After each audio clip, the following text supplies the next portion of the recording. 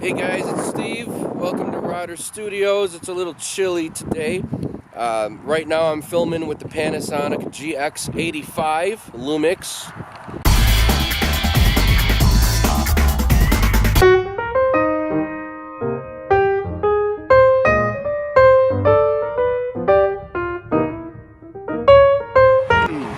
Now, I got this camera about a couple weeks ago. I'm talking normal now.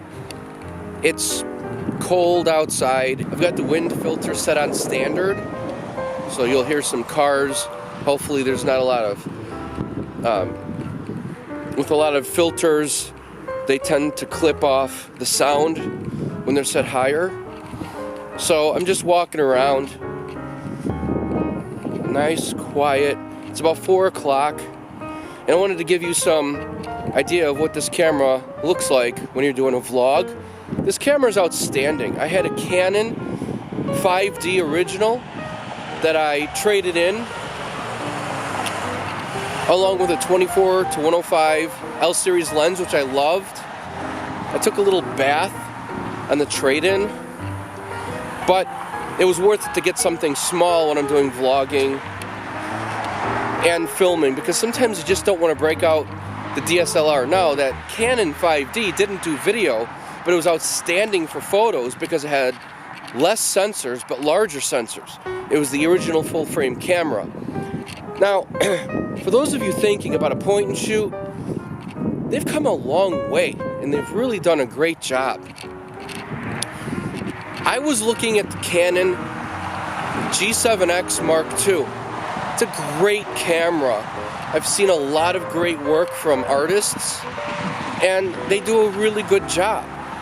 Now, when I was going to call to place the order, as I said in a previous video, the sales rep's like, have you thought about a Panasonic?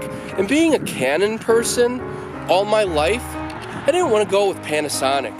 But he suggested a 4/3 camera, mirrorless, which is what this is.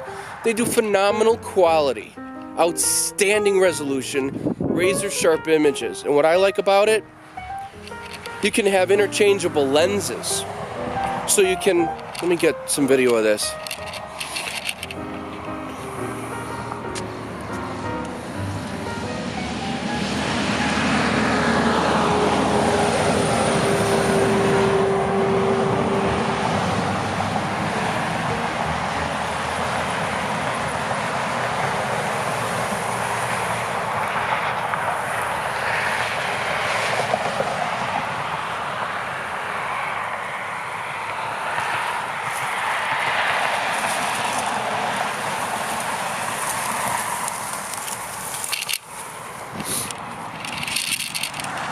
That's pretty cool.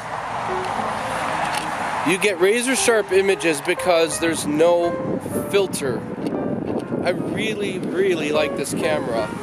It's small and compact, and my big thing, I didn't think I would care too much about lenses that are interchangeable, because to be honest, I'm filming with this lens. It is a 12mm to 32mm 3.5 f-stop is the widest open. That's good for me. I love my 35mm prime lens, so to go from 12 to 32 is outstanding. I've been looking at a 17mm or a 25mm. I think I'm going to go with the 17mm and prime by Olympus for this camera, the Panasonic camera, and I'll be showing a review on that, which leads me to a nice segue of what I wanted to talk about.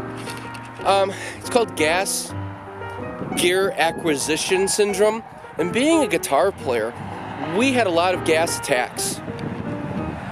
That's where you have gear acquisition syndrome. You're so busy researching about cameras and photography, or guitars and amplifiers and effects pedals and processors and anything else you can think of, that you don't practice your art.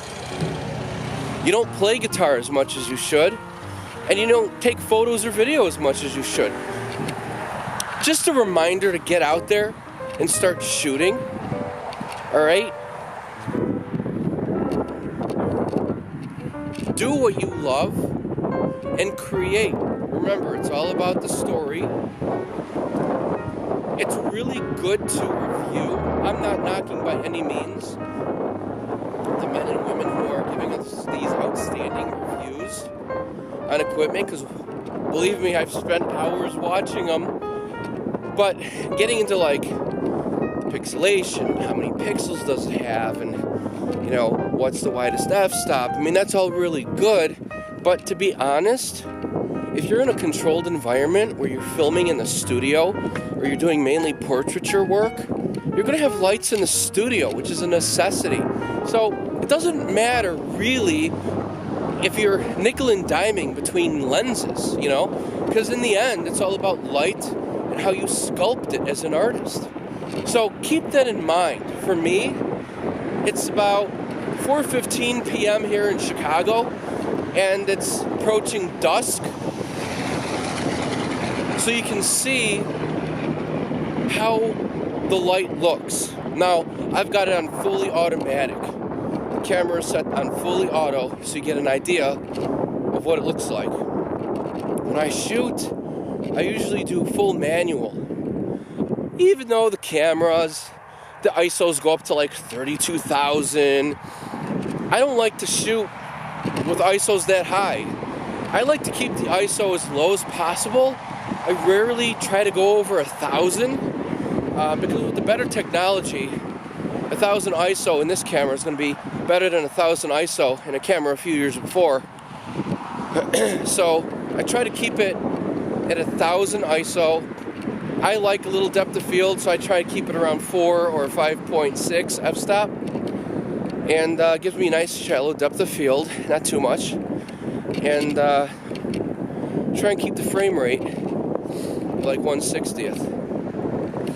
So manual is the way to go. For focus, I do prefer autofocus, because my eyes have given out a little bit over the years. But that's why I like these little cams, because I enjoy shooting stuff with the screen, the touch screen especially, rather than the viewfinder, because I wear the glasses for that. But anyway, that's it. Unless, of course, we're shooting like a little film or something, then I'll shoot everything in manual. So I hope you enjoyed this. Click the subscribe button. I know it's a tough decision. Do I get a Sony? Do I get an Olympus? Do I get a Panasonic? All these companies are doing outstanding work on their cameras and their gear. Panasonic lenses are great. Olympus lenses, I've heard, are a little better. They're a little sharper when you have the aperture open wider, which is why I'm going with an Olympus lens, a 17mm, because don't forget, with these 4/3 cameras, a 17mm is actually ×2, so it's a 35mm, 34mm, and full frame camera. But these little cameras are something, man. So that's it. I'm freezing. I'm going in, getting over the flu as well. So that's enough for me. Hope you enjoyed this. Any comments or questions, put them down below. Check out the video description for more information and links to my other YouTube channels. Take care, and I'll see you guys. Don't forget to be creative. That's what it's all about.